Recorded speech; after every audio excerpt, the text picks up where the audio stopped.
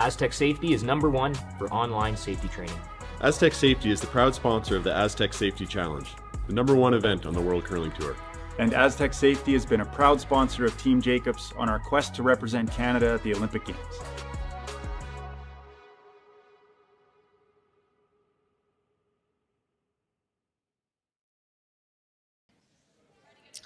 Good afternoon and welcome to the Grand Slam of Curling Tier 2 event here in Martensville, Saskatchewan. You're watching on Curling Stadium. I'm Jim Nix. I'll be with Sean Joyce, and Connor Sims will be our production guy today. And we were just chatting before we came on, Sean. It looks like an absolute must-win here for Stopera and kind of different setting for Carruthers, I guess. Yeah, we were talking about all the playoff possibilities. And, there's only 2 draws left to go, so there's 8 women's teams, 8 men's teams that each have 1 game left. And there are a lot of possible combinations. We're going to do the men's game, so let me just quickly go through the women's possibilities first. A lot more. There's been 4 games that have gone to shootouts in the women's side, so they've got some.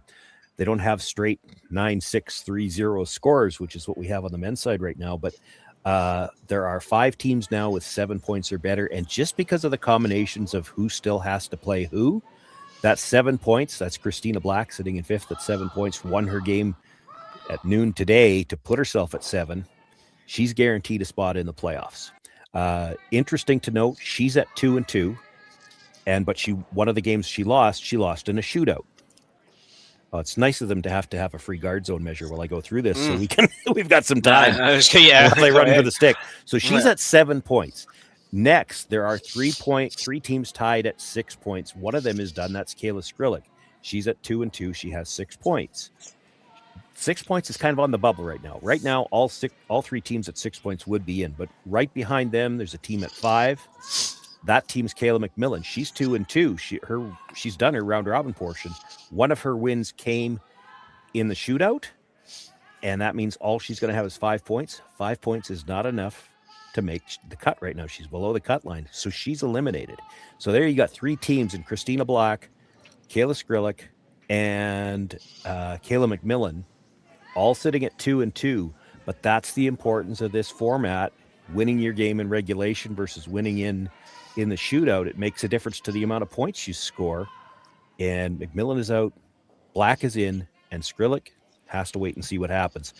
The men's side, and this is where things get interesting, not a single shootout yet on the men's side.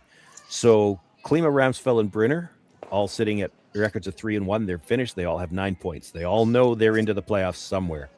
Right now, there are 8 teams tied at 6 points.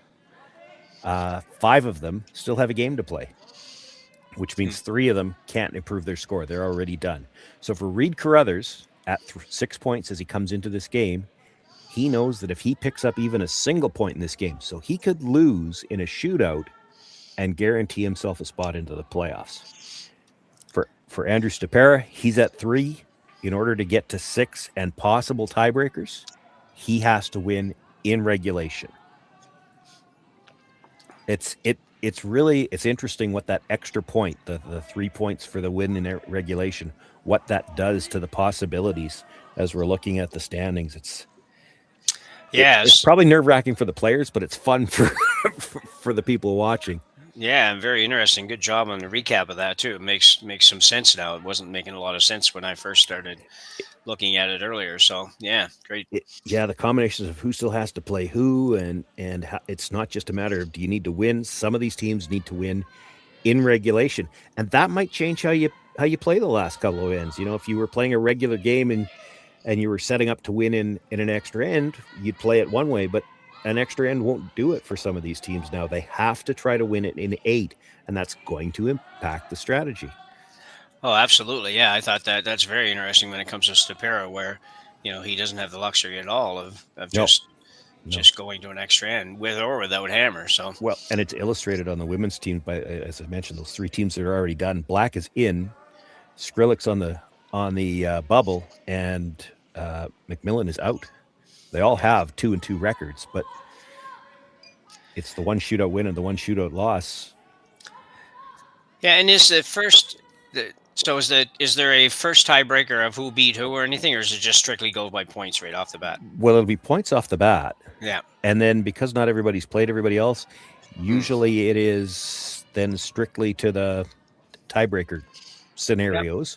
Yep. And we were talking with Connor off air before we got started. It's to our understanding that there's only one tiebreaker draw. I knew that. But regardless of what happens on the other side, there's only 2 sheets allotted per gender. Well, on the men's side right now, there's the potential for 5 tiebreakers. Yeah. Which means one of them is going to be determined by the cumulative last stone draw. Now, very unlikely that there'll be 5, but it is possible. Yeah. One of them would be determined on last stone draw, and the other 4, no, it would have to be 3 of them. There'd only be 2 games. Yeah. Maximum of 2 games. Yeah. So you're going to eliminate some teams on last shot draw just because you only have room for 1 tiebreaker. Potentially. Yeah. Yeah. Potentially. Yes. 1 tiebreaker draw, 2 games. 2 games per gender.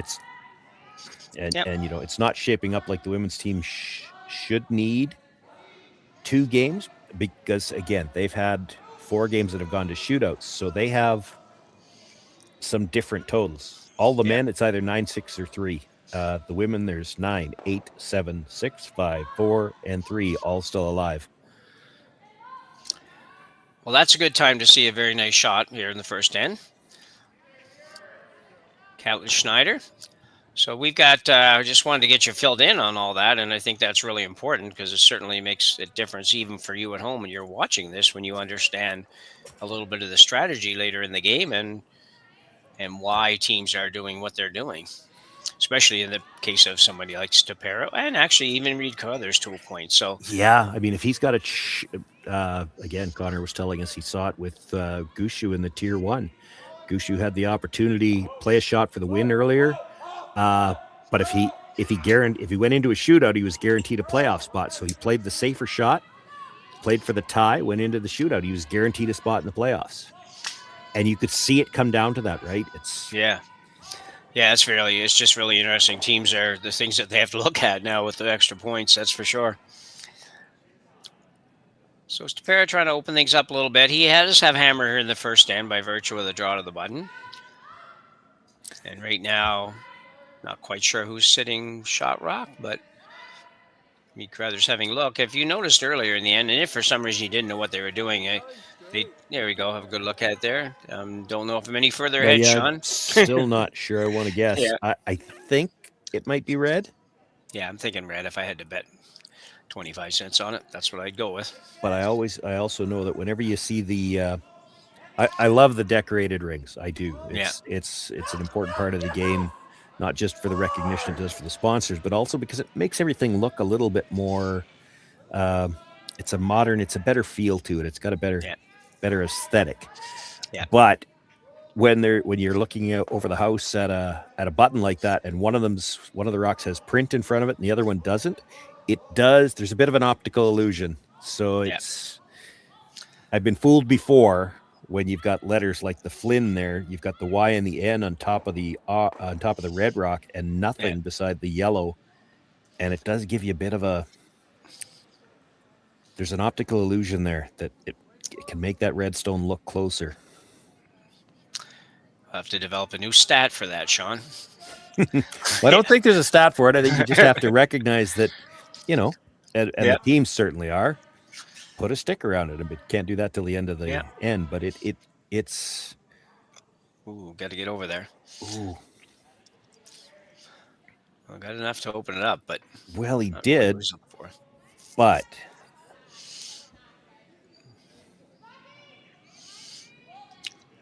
I was going to go. I started to say, if you were looking at the start when we were just trying to explain what was going on, and Sean referred to it for a second there when they were measuring. If you're not familiar with that, and to determine if a rock is in or out of the circles at that point in the end, when you are still not allowed to hit rocks that are in front of the rings, then you are allowed to measure.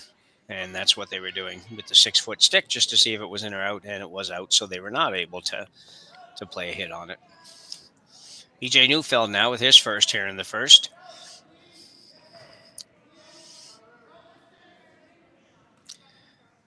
even if you weren't thinking about playing a hit nowadays, and I was rambling on about other things, so I didn't notice, but if it's touching the center line and you think it might be out, you'd still want to measure it, because if you're going to play the come around, you can't touch it off the center line even if you put it into the rings.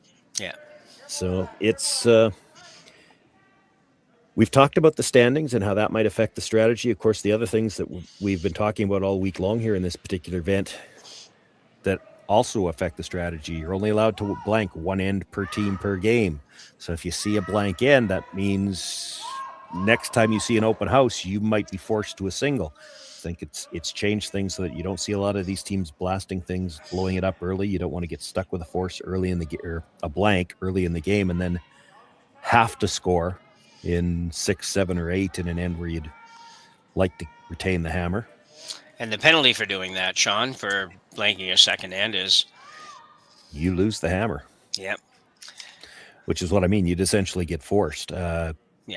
Your opposition could hit and roll out. It could be an open house. And you still have to take one, or you're going to hand over the hammer for nothing. We've kind of seen it. We haven't seen it happen in the Tier 2. I understand it has happened in the Tier 1, but we have certainly seen it affect the play in the Tier 2. We've seen a couple of scenarios where teams, I saw one in the last game, a team took one in the 6th, knowing that their opposition couldn't blank the 7th. Yeah. So it put them in a strong position. They knew they were going to have last rock coming home. Yeah, it's so much more to think about. Yeah. Well, and then the shootout rule, the whole shootout rule with you don't have to play an extra end. And forget about what you need for points here for a second, because it matters here. Stopera has to win in 8, but leading up into that, if in a traditional game, if you're playing, you're one up coming home and you can force the opposition, you're going to have a hammer in the extra end. Yeah. But if you're one up coming home now and you force the opposition, you have to play a shootout. And if you need to win an extra in regulation, that means you have to try to steal the 8th end. Yeah. So it has made, and it changes the way you have to think, right? Yeah. You're so used to thinking about it in the traditional sense that those decisions are automatic, but now you have to take extra things into consideration that you're not used to thinking about. And we've seen a few discussions between ends that I think it's all about, okay, well, how are we playing this now in this scenario? And I like it. It's anything that changes the way they think just a little bit makes it interesting, right? Because it's as you saw, Jim, with all the different iterations of the free guard zone, right back to the 3, then the 4, and then the 5. Yeah. The strategy always had to evolve. Teams played it. Everybody had their own idea how to play it until they all kind of figured it out, and then everybody starts to play it the same after that. But at the start, there were multiple approaches. That's what we're seeing here. There's no set way to necessarily play this yet. Everybody's got their own approach to it. And that's what's interesting. It's interesting to watch how they'll all approach these situations. So we have an interesting development here in the first end. Stopera does have hammer, but he's in a bit of a mess here. Not for numbers, but he doesn't have shot rock, and yellow's sitting 4. And looks like Stopera is going to play some kind of a run back here. But it would be interesting if he ever just picks that clean, Sean, and then the question becomes with Reid, would he guard, or would he maybe play the tap, sit 4, and put a lot of different kind of heat on Stopera in the first end? So let's see what he does. If he picks out the shot stone, I'm going to predict Reid will tap back. If he picks out the high one, that's a different story. Whoa. Well, he moved his own, though. That doesn't help. No. Reid's shot rock for sure now at the top of the 4-foot, and hard for Stopera to he can't make a direct play on it. He'd have to run the red back right now. To make a direct play on it, he's never getting it by the red at the back of the 4-foot. Carruthers looking at what to do with his final shot here in the first.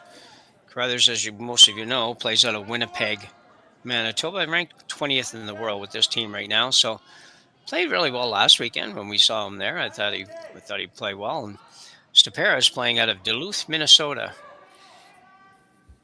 Team that recently made quite a change. Yeah, Corey Dropkin stepping away from the team for the balance of this season at least, while he's concentrating on doubles where he's going to the Olympics. I'm not 100% sure what they settled on here. I thought they talked about playing the tap on the yellow. I didn't think they would do that. You could straight guard the red if it was in his repertoire, and I'm not sure that it's certainly not Reid's strength, but there is a port that he could make a play on the red. Obviously not doing that. Yeah. I would think that this would be just kind of come around, tuck a little tiny bit behind the red one. But we'll see. You could freeze your own. It's pretty good still, too, as long as you line it up to the red at the back. Yeah. This is a guard, straight guard. Yeah, higher than Maybe the reds. Too close together. No, he'll be fine. Yeah, won't drag that way. The concern there, as you said that, Sean, would be if it happened to line up a slightly different, there might actually be a drag effect shot onto the yellow, possibly, I think. Yeah. That's what you were saying, yeah? Or what you were thinking, yeah. Yeah, if he got to the nose, it's definitely there. He covered enough of the red that he can't run it in directly, so they're looking. I saw him get down at a crouch. That it's just debatable from the overhead angle, and he must think it's there, whether you can get by the yellow corner guard and still hit the one in the top of the forefoot. Oh, I see what you mean. Yeah, okay. I thought when he first put the broom down, I assumed he was going red onto the yellow, but you may well. So he's going red through the port. Yeah. It's just from the overhead. Again, the camera angle's a little deceiving, but it looks like it has to go through that yellow guard. They think it'll go by. So Andrew Stopera playing an angle raise takeout. We're just trying to figure out exactly where the port is he's trying to drive it through, and here it comes. Right under red and on Plan there. B? He might get shot rock yet. Not quite, but pretty close. Anyway. Boy, if he'd have known that was there, he might have played it, because that with some weight, that could have been for 3. Yeah. So Reid Carruthers picks up a steal here in end number 1, and we'll take a 1-0 lead when we come back to Martensville right after the break. Brett, come on, man. I know Aztec's #1 for online safety training, but we really should be out here practicing. I know, guys. I'll be right there. Just let me finish this course on gas detection. Wait. Do you smell that?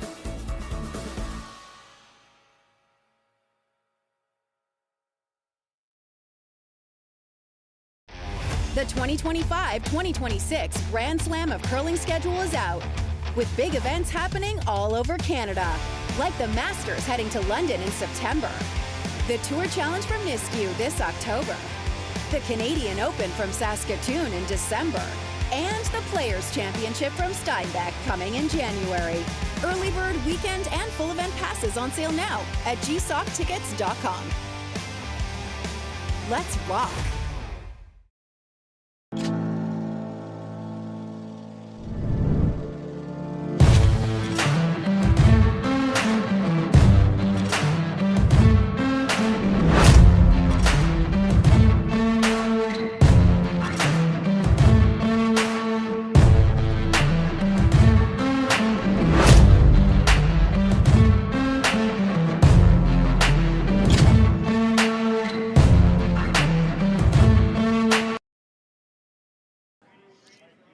So we are back to Martensville, and a pretty wild and woolly first end there. And I think really the days of up and down the sheet in the first end with the blank rules are probably gone anyway, Sean.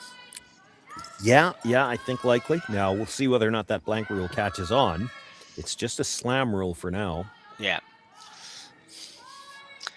So obviously a shot, Lance Wheeler won't be very happy with that. That was supposed to be a corner guard, and he's almost through the house. So yeah, it's on the corner, but if you come around it now, you're not doing yourself much good. No.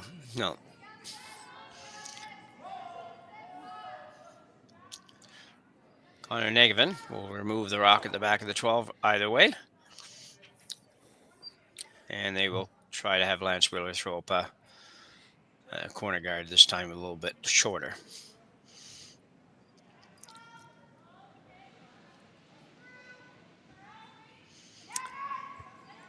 That's interesting to me too. I don't know whether Reid wanted to stay right there. I would tend to think no, because now if the corner guard is up, you've not only have you got a guard at the top of the house, but you've got that rock protecting it from the back when you get a chance to play the come around later. That's an almost sneaky way to get yourself some backing. Yeah. We were So talking much about- better effort there. Yeah. Go We were ahead. talking about how the rules evolved, or the strategy evolved under the free guard zone when that's the kind of thing you could see that almost done on purpose in scenarios like this. Throw one to the back of the house first, because if you throw it to the back, they'll hit it on the nose. Now when we throw the guard, we've got a guard and backing on the corner. Plus it keeps them from throwing another one to the center. It's interesting. So Carruthers now asking second stone Catlin Schneider throw up a center guard right in front of his rock in the 12-foot, and good show by Catlin. That's the fifth stone of the end. He could make a play on it now if he wanted to. He's going to avoid. He's going to ignore that. Go around the corner, through the port, around the corner.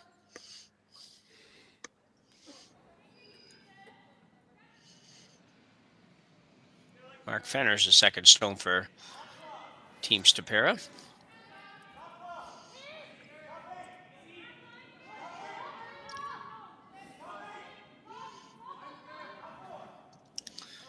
It's just a heavy clean here, so it's all speed management. Looks like they'll get through and may well come to the rock that Sean told us before could be a problem.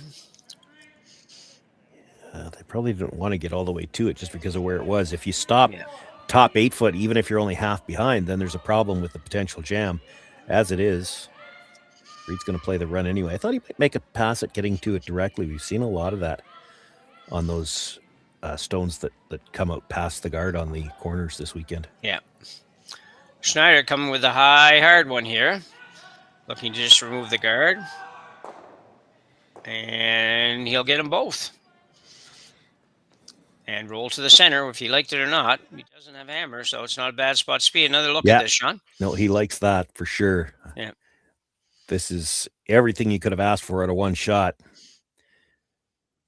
Big weight. They were on the brush early.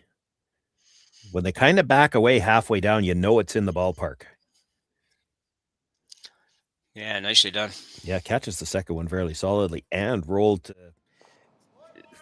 The bonus there is that as he rolled over, he didn't overlap anything either. So he's still got both of those yellows available for a run back. This was supposed to be a come around unless they changed the call after we went to the replay. And that's not very close. No, that's a bit baffling, I would say, probably to them as well. Maybe out a little bit further than what they would have been for the draw to the button, but you expect to be somewhere a little closer than that for sure. So BJ Neufeld now will have the chance to duck right around here and put Stopera in big trouble here in number 2.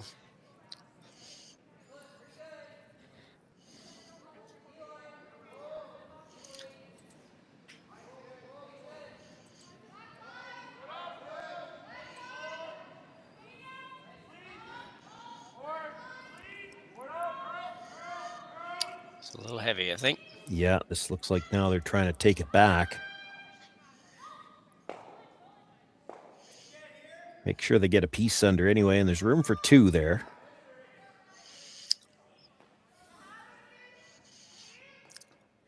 So too many rocks for Stopera to try to clear up, so he's going to go right around. They gave the sliding back of the button there, gave them an opportunity as well to not have to worry too much about it. Thomas Howell now.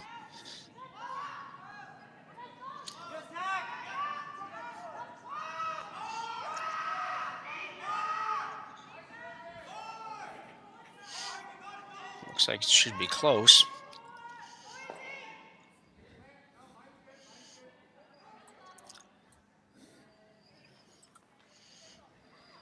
And he'll slide into the top of the button. That's a good shot. Could have been a little tiny bit higher. Would have been not so bad either, but... Yeah. But all I see here available for Carruthers is try to follow it down, sit on the corner. Yeah. And he could make it very tough for Stopera to get 2 by doing that. So Oh, and set next. up possibly a next shot too. Yeah, next to impossible, but Yeah. still, Stopera would be sitting 1. I don't know. Do you guard? Probably not. No, I think he's got to find a way to at least think about a way to get a second rock in there. But let's see where he goes here. Alan Schneider now trying to use the push stroke. Probably left him room to get to the inside of that. Well, I think he did. I think Yeah. BJ Sorry, go ahead, Jim. No, I was just going to say, I think BJ wouldn't be real happy with where that one ended up. Yeah, if he gets to half frozen, Stopera might have had to try to peel some guards just to make sure he's got a chance to score here. Yeah. But you make this now, and you're talking about 2, possibly 3. Yeah. Yeah, it turns the whole thing Yeah, around here. Yeah. A freeze. If you make this one, and if he freezes again, well, there's still going to be some room left because he's going to be up so much higher trying to play the freeze. So the advantage for Hal here is basically he's throwing the identical shot he just threw with 2 more feet of weight, or not even. That's Wheeler trying to carve it over here.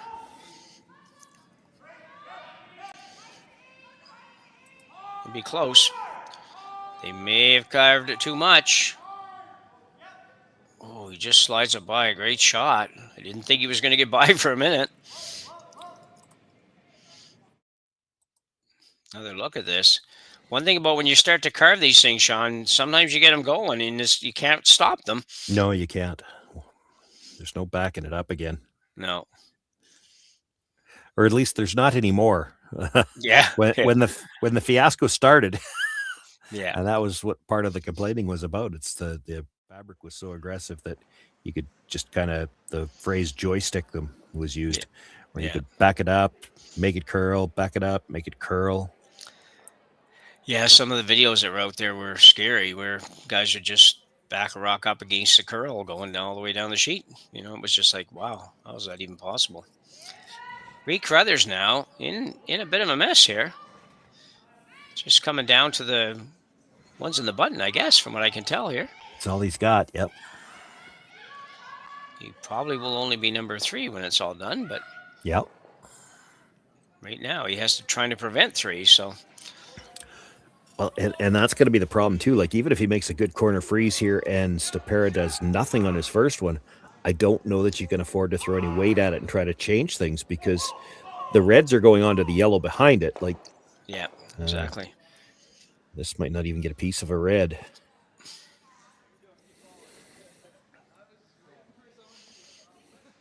Well, I think, what do we got here? Looks like 2 reds, yep. Gotta be careful with this shot.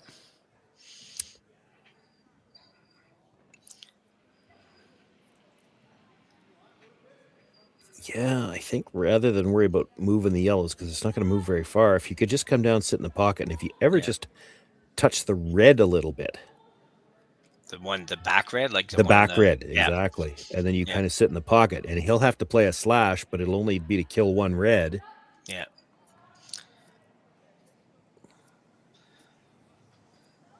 Does the world exist where you would just guard this? No. No? You're still going to hold on to possibly getting 3, and I don't know if they have a shot of doing anything if you throw a guard. That's the only thing. Well, normally I wouldn't think you would guard anything like this. Yeah, it's hard to tell whether or not, if you froze to the back one right now, who's got second shot. And I'm not sure. Yeah.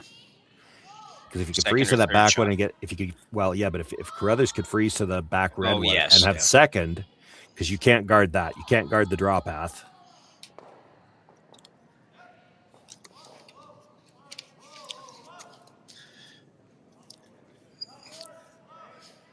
Stopera trying to just basically sit on the yellow, as close to the nose on that as he can get.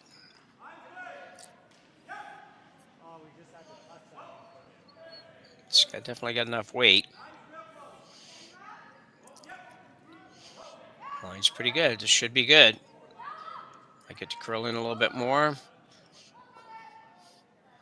I think that's pretty good. Yeah, you can blast it and get 1. I don't think the other one ever spins out.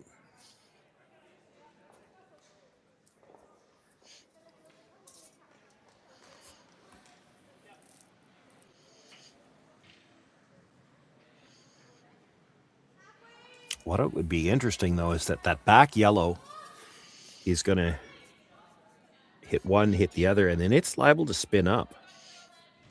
Hmm.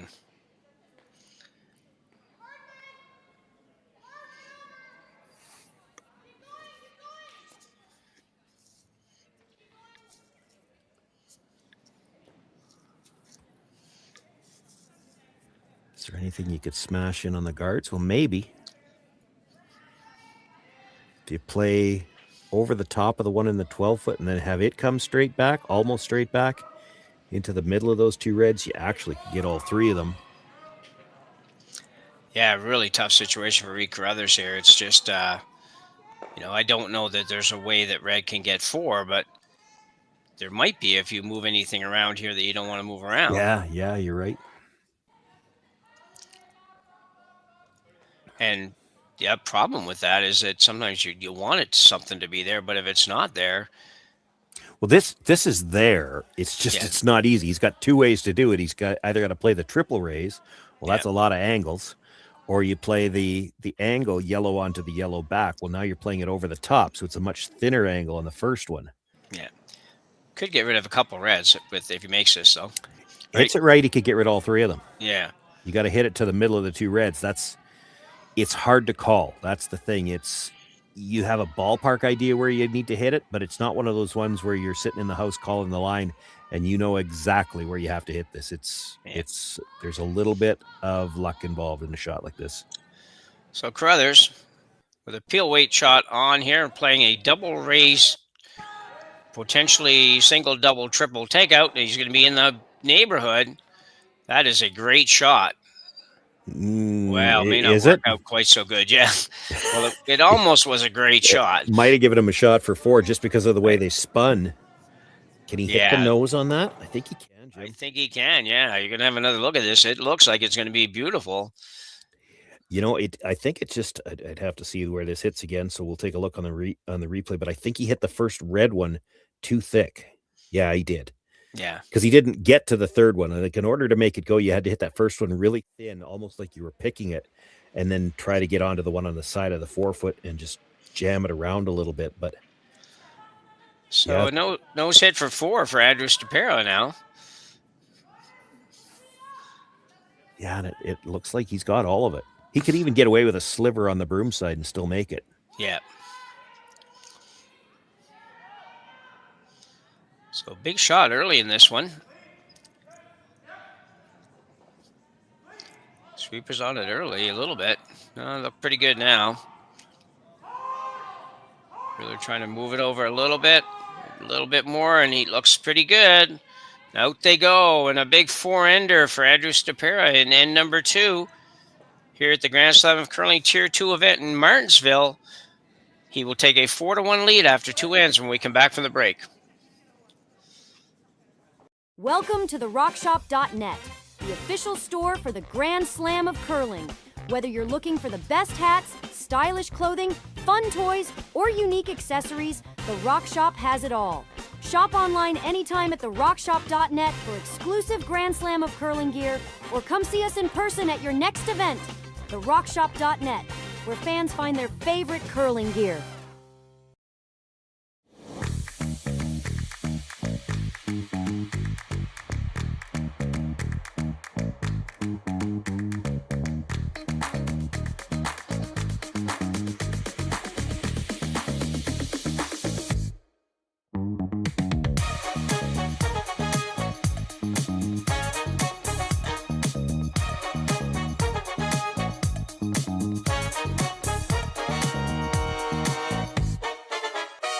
Developed over a decade in collaboration with the finest ice makers this side of the Atlantic, the Pebblehead PB5 is nothing short of a triumph of sophistication and craftsmanship.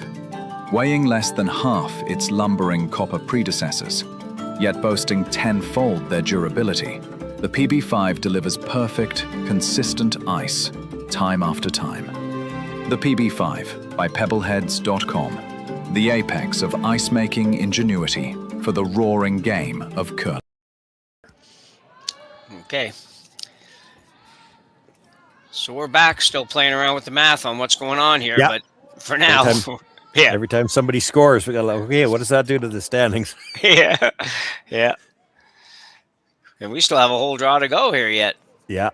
Well, and again, all the teams that are playing now, on the men's side at least, all the teams playing now, the 4 teams playing now, and the 4 playing in the late draw tonight, they're all still alive somehow or another.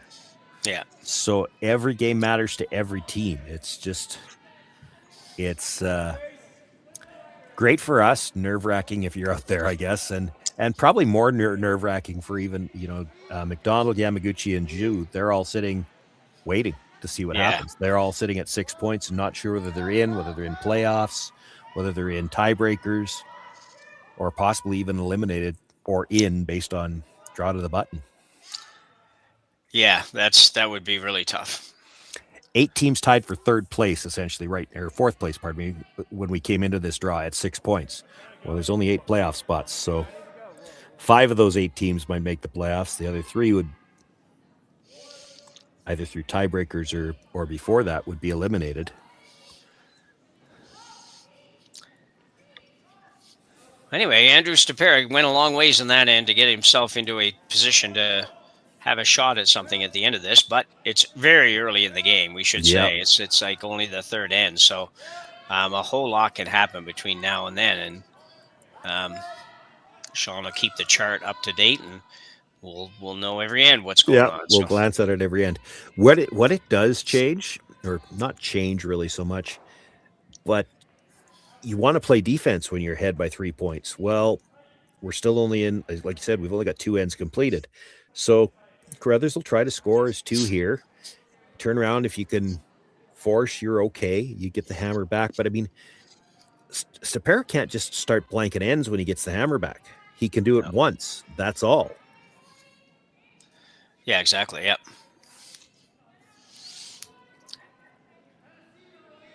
Which is good when you're down, that he can't just kind of. Yeah, he can't just hit everything, because if he does, after he blanks the first end, you could just go right along with him. Okay, fine, we're going to hit everything too, and you're going to be stuck with 1 here, and we're going to get the hammer back. Yeah.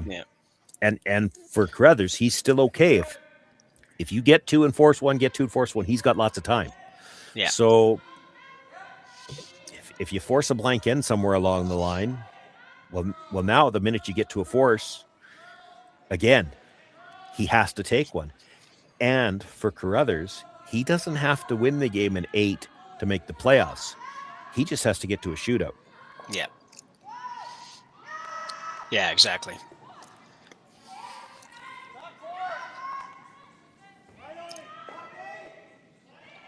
So Stopera with a couple behind the center guard and 1 yellow looking to be removed. Try to roll a little bit of way out here into the edge of the house. Mark Finner.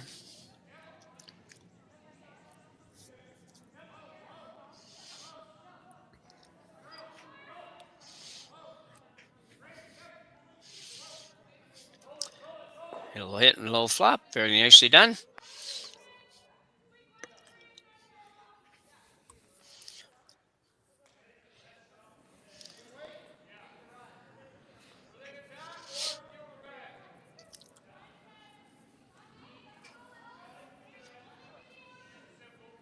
This is interesting. They talked about playing basically the same shot. They end up playing the run back. They didn't even talk about the out turn through the port.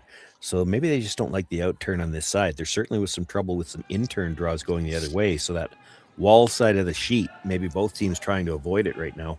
Yeah. So a run back attempt, I think this is, or a straight peel, or a combination of all of that. Got rid of a couple. Left more or less center guard. Yeah, it's off center enough to leave the pinhole available, and Stopera's not looking at it. He's not maybe real worried about it right now, but there is a flat double on the Reds right now. Yeah. You got to be careful where you leave this. You go half around, top 12, biting the 8-foot. What you might see is Carruthers plays that flat double, and now he's basically under cover on the stone you're throwing right here.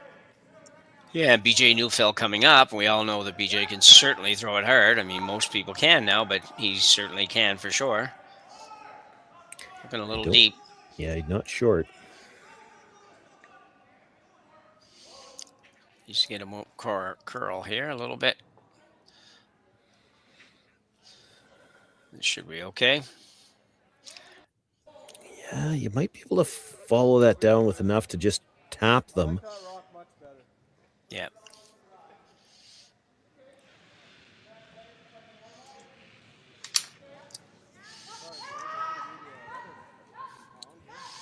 They decided on the run again.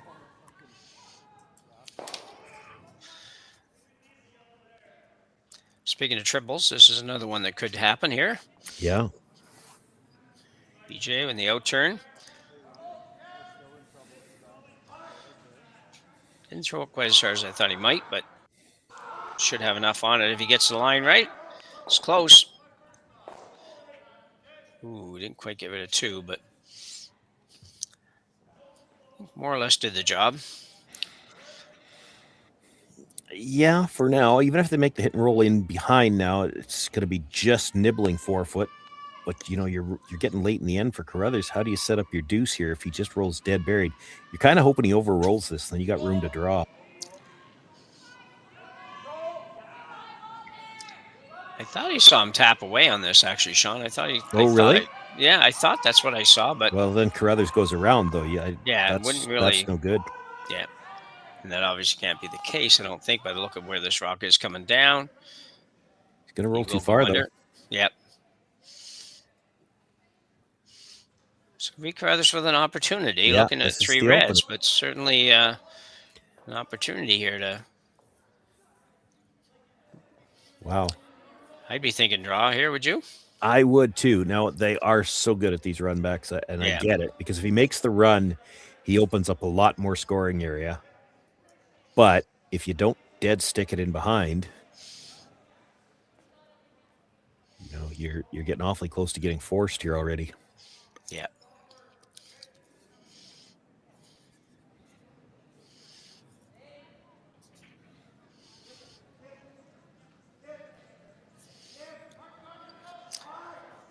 And then again, trying to hold it straight here. Not going to happen. Might get the back one, but that's not much of a help. So Stopera ducks around here, and Carruthers, like you say, getting 2 might become a dream, but getting 1 might become very difficult.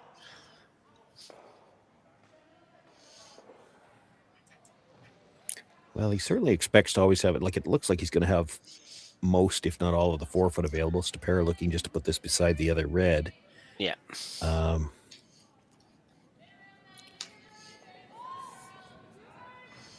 He might play 1 more run back, but if you play the run back, you got to double him now, because you're not going to be shot rock, assuming that this is put where it's been called.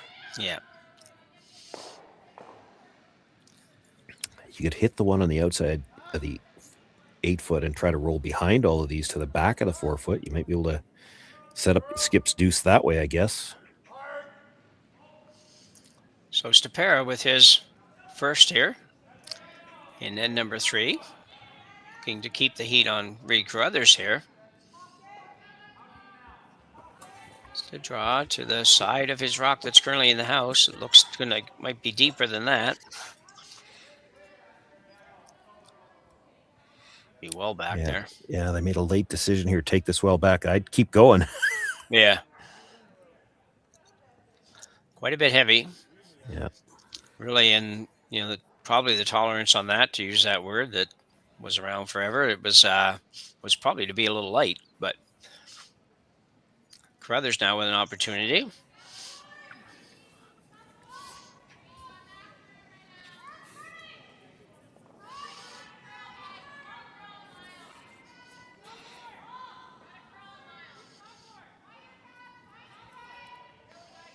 For Carruthers, he has to be shot rock here, and ideally in a position where Stopera can't push it through. He talked about the corner freeze.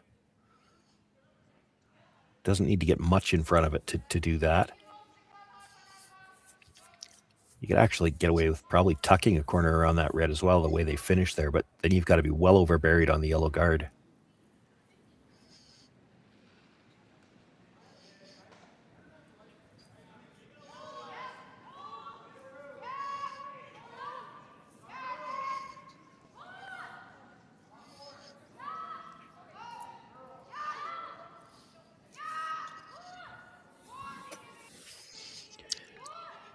Connor trying to move it over. They need to get it over a little further yet. Yeah, the weight was good. This just did not get to the line they needed. No. So definitely a gettable rock for Stopera, with not much difference than he threw the last shot, to be honest.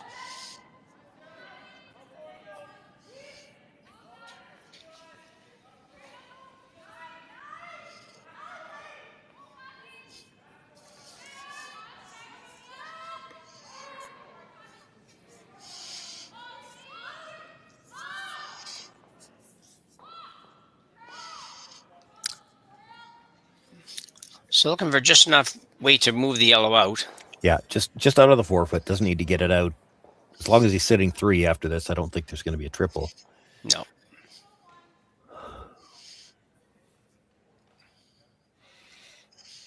If you were really greedy and there's room to do it, you could get just a little past the nose on the yellow, make the tap. So then you flop over a couple of inches, and Reid Carruthers might not even have backing for his last one.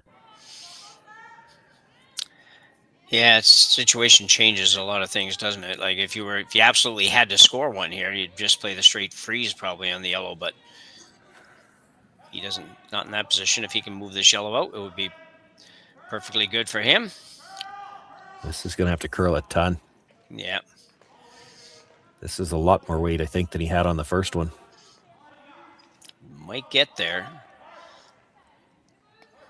And he'll get enough, I think. And he will.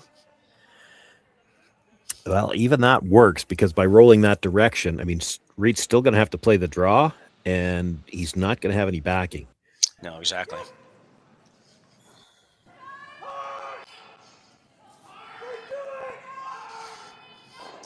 So, big shot here in the third end for Carruthers. Already down 4-1. Not thrilled with having to take one, but you got to take one.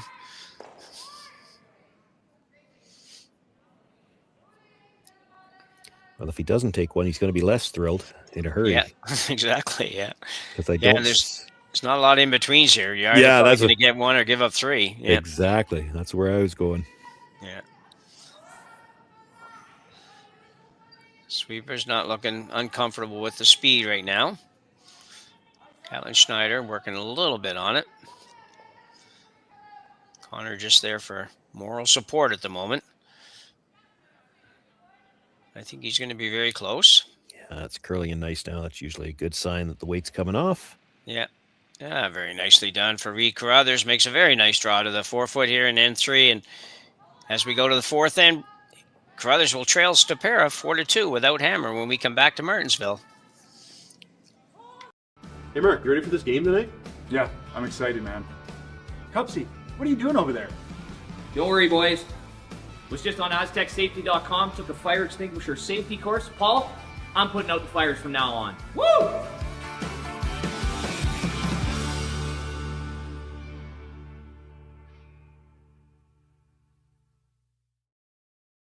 Welcome to the RockShop.net, the official store for the Grand Slam of curling. Whether you're looking for the best hats, stylish clothing, fun toys, or unique accessories, the Rock Shop has it all. Shop online anytime at therockshop.net for exclusive Grand Slam of curling gear, or come see us in person at your next event. Therockshop.net, where fans find their favorite curling gear. Who knew after 20 years in real estate I'd have to make silly videos for Instagram and come out behind a tree? Stu, we need to do this stuff. Why can't I just door knock into open houses like I did in the old days? That doesn't work anymore. Okay, so it's because I'm sitting here behind a tree. Come use us for real estate.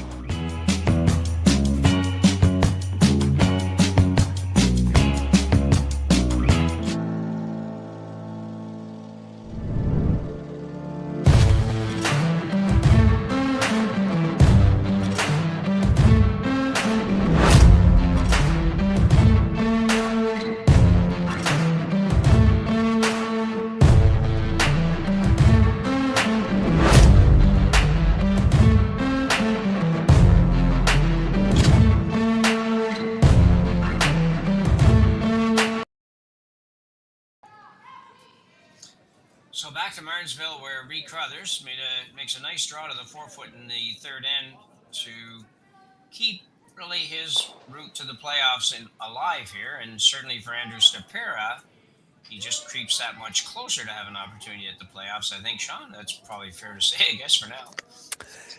Yeah, I mean, so many teams yet to play that are all impacted by this, including the other game that's going on a couple of sheets over, and it was 2-1 the last time I looked there. So, but Stopera has to win in regulation to keep himself alive for sure.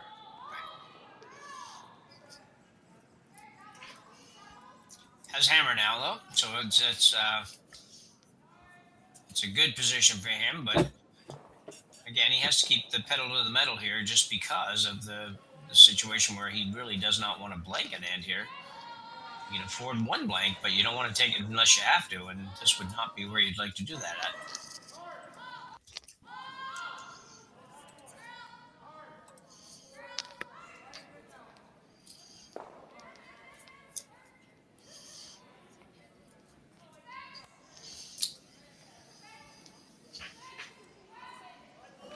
So a good start for both teams here. Carruthers has his guards up, and Stopera's got his one rock above the tee line and one just below the tee line. And Calvin Schneider now come right down on top of the Redstones. Try to move them a little bit, but not too much.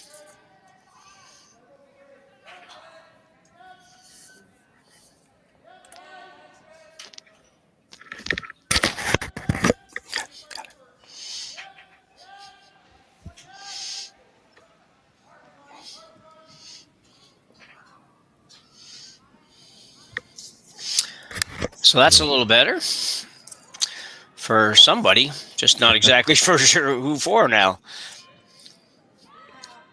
Yeah, and it was the fifth stone of the end too, so Stopera could start peeling guards. The problem is that's what he's looking at. Like the double peel, the easiest double peel is coming towards your own stones. You don't really want to do that. Mm-hmm.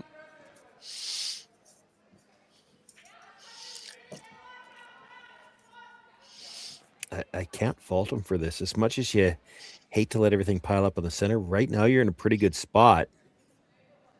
And Reid Carruthers is kind of gonna do something. Yeah, it's very interesting. It's not a typical kind of a shot that you would see called in this position, but yeah, 2 up with playing the fourth. You're probably going to look to get rid of center guards as much as you can, but yeah, exactly. There's just no good way to peel them right now. You put another one in, you put some pressure on, and maybe Reid will peel one of them for you. Well, this would not have been part of the plan. No, not at all.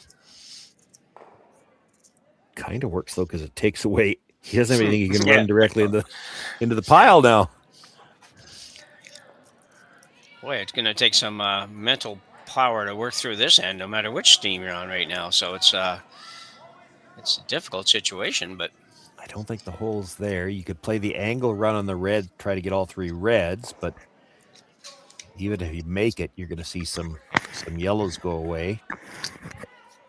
They're looking at the double tap right now, the center guard onto the tight guard, and just try to push it up into the forefoot because it's tough to get the line perfect on that one. So that looks like what they're going to play anyway, Sean. It's just a little double tap, and with that ice, he's not throwing this real hard. No, I think I heard him say back line, and if you're moving 2 rocks with back line, that's only going to end up at about tee line when you get the push. Yeah, for sure, yeah. Calvin Schneider.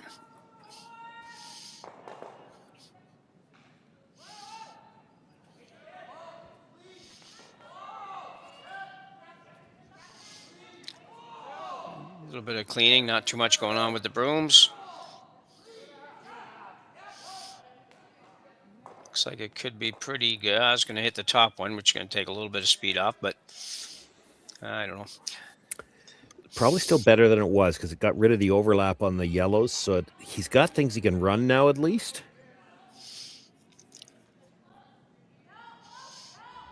Having said that, Stopera could decide to just hit that stone. Yeah. Yeah, he could. Well, he's going to play that one. He could also play the He could get rid of the two that are beside each other, but I don't know if Yeah, that's- maybe. Yeah. Well, one of them's going to jam over there, but I don't know if that's the best shot because it opens up that whole side, though. Well, he might be okay with opening up the whole side. Like, he's looking at maybe trying to blast everything, blow it all up, and again, he's got a 2-point lead. He can't blank two ends, but one blank's not bad for him, so he could try to open this up, make sure he's got a shot to score.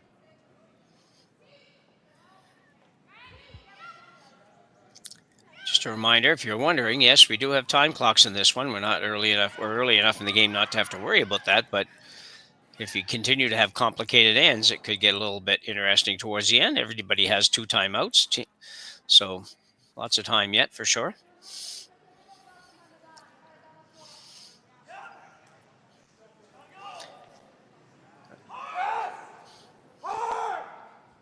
Looking at maybe an out-turn draw around there. That would be.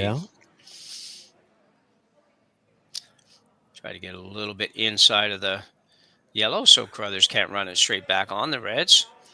If you're up, that part of the reason they might be looking at is if you're up high enough, you give him that. If he absolutely makes it perfect, he's still got nothing better than just a nibble of the 8-foot.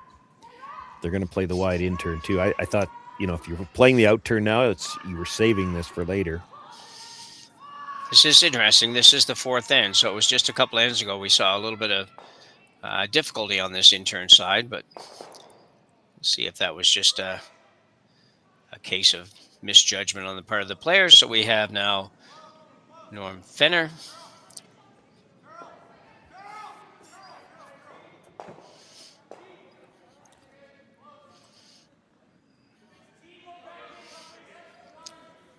Thomas Howell trying to hold it a little straight. Lance Wheeler will jump in. And will he get far enough to do anything? Really, that side is just heavy, I think. Could be. Well, they avoided it last end too, so Yeah. it hasn't been played a ton. So Carruthers now will try to run the yellow back into the Reds. Could turn this end around pretty good if he made this really good.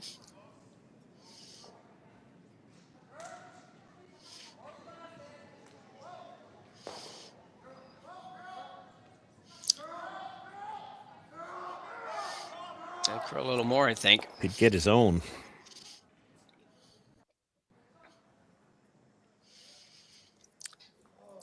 So Carruthers still in some trouble here for sure. Oh, definitely. The intern side of the sheet's pretty much gone. You bring another one around here, and Carruthers might be playing runbacks just to try to reduce the damage. Yeah. Not good when you're down 4-2 already, so. Yeah, no. It's Thomas Howell now.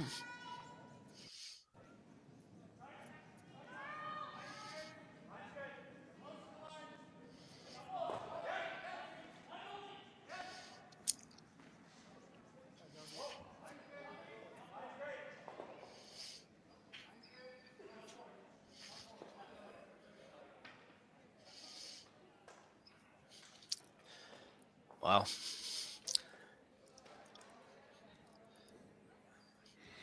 All I see is he's got to run the red back on an angle. Yep. And, if you hit it perfect, you might get 2 of them. I think the middle red, I don't think it's ever leaving. You're hoping it pops out in the open, I guess. Yeah, or at least over into the 8-foot somewhere or something. Yeah. Give you something to work with. So BJ Neufeld now will throw a slightly harder run back here. Looking to make contact with the rocks in the house. He probably will. He only got 1. Well, you would have bet you couldn't do that. No, that's right. That's unfortunate. Well, both turns are there now. So, Stopera probably has to play the other side just to take away the freeze on the back one. Yeah.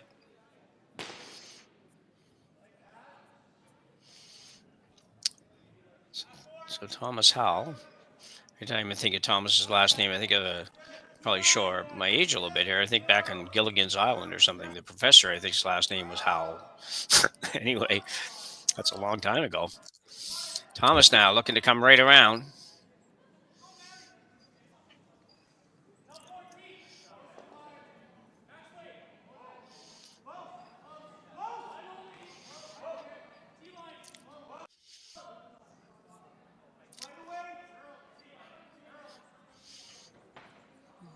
Penner trying to move it over.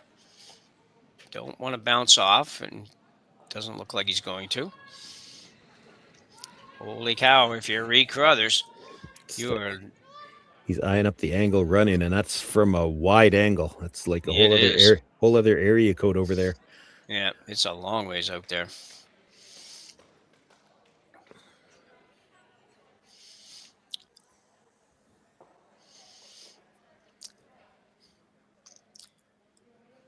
Well, somehow Reid has to make something out of this one, or he could be looking at an early exit from this game. Yeah, that's true. Which would not have been expected. This is not going to open up anything else for him. Like, this is, you make this here, or you already gave up 1-4. This could be a 5. Yeah. If it overcurls and he hits it and just flops a foot or so with the shooter, he might get another shot at it. He might have another spot, another chance. Yep. You'd have to overcurl by a lot, though. You could hit 2/3, miss it, and still roll out. Yeah. Yeah, because really he's trying to hit probably a quarter of the rock here, something like that, on the outside. So Reid Carruthers is first here, and 4.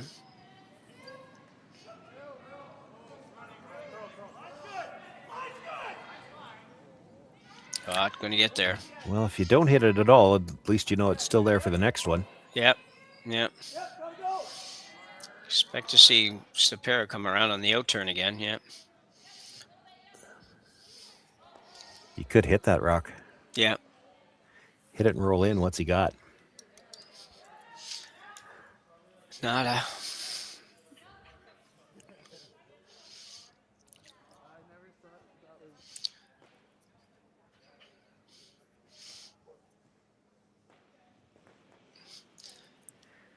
So Stopera coming right around. Showing no mercy here, but might be showing a little tiny bit of mercy by not hitting that yellow rock, to be honest. Well, I mean, there's the potential you could hit the yellow one and leave him something better than what he's got right now. Because that yellow, it's still, I mean, that's a murderously tough shot to. I'm not even sure if you made it perfect. I don't know if you can get all 3 of them. You might be able to get 2 and just stuff the third one. Yeah. And that still leaves him shooting for at least 2 against you. Well, of course, if you freeze this one in there, that changes those angles a little bit more. You might only be able to get rid of, you still might only be able to get rid of 2, and that leaves a shot for 3. So Stopera looking to put this right on top of the other red stones that are in the 4 foot.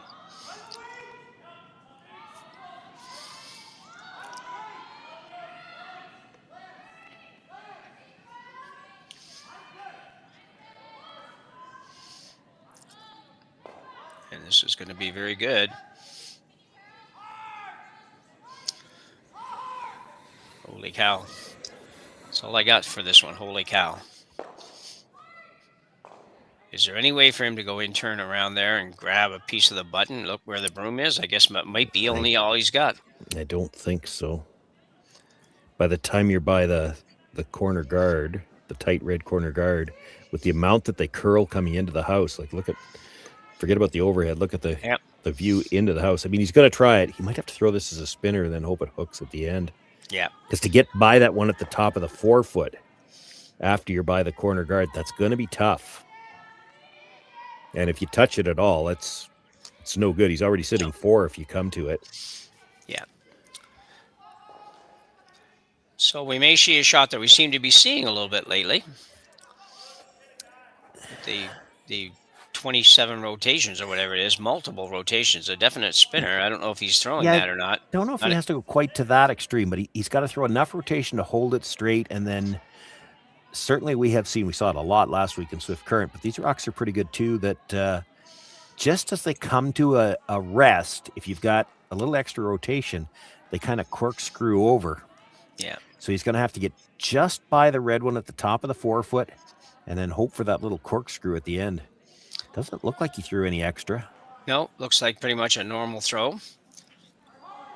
Did see Gina Schwaller, I think, the other day on a highlight that threw a spinner that did the trick here. It was very similar to this, only not looking at 4.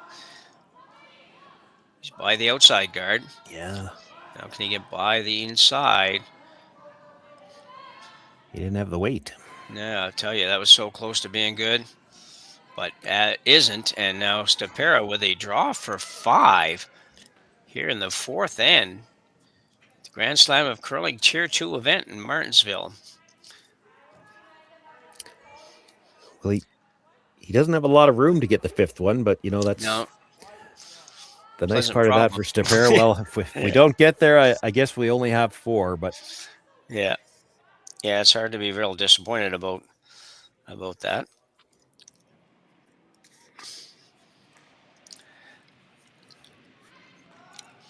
So looking to catch a piece of the 4-foot. And might be putting it into this one early, but maybe not. We'll see.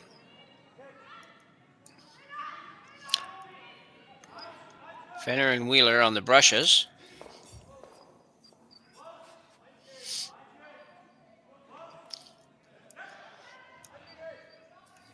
Had pretty good draw weight so far in this one. Yeah, can't afford to rub his own at all. And he will not. So very nicely done. Draw for 5, and that will put an end to this. And Andrew Stopera will take a 9-2 victory over Reid Carruthers. Certainly, I think, not a result we would have expected by any means, Sean. No, you would have expected a closer game between these two teams. And, of course, Carruthers came in with a record of 2-1, knowing that he just needed to get to a shootout. You would have expected a stronger effort, but Stopera, outstanding second end. And, of course, once you get up and the team has to gamble a little bit to come back, sometimes it can all go bad at once. I will tell you, looking at the updated standings now, so with Carruthers taking that loss, he's stuck at 6 points. Stopera takes the win. He's up to 6 points. So we now have 9 teams tied at 6 points, tied for third, but 5 of them are done playing, which means 6 points is going to get you something. Okay. It might just be that cumulative last shot draw, and maybe that's not enough to get you into a tiebreaker game, but there are going to be tiebreakers on the men's side. That much looks almost guaranteed now with 5 teams tied and just waiting on the results from the other 6 teams that have results left to turn in. Yeah, so it's a short one here tonight in Martensville, and disappointing result for sure as far as the broadcast goes. We'd like to have been able to bring you a little more action, but c'est la vie, as they say. And that concludes our coverage from Martensville of this draw. There is one more draw to go, and that's this evening at 8:30 local time, when we will have we have 3 games actually being broadcast this night with commentary, and they all matter. So we encourage you to look them up, and we will join you again in a few hours. For Sean Joyce, myself, Jim Nix, and Connor Sims on production, thanks for watching on Curling Stadium and the Stadium Sports Network. Bye for now.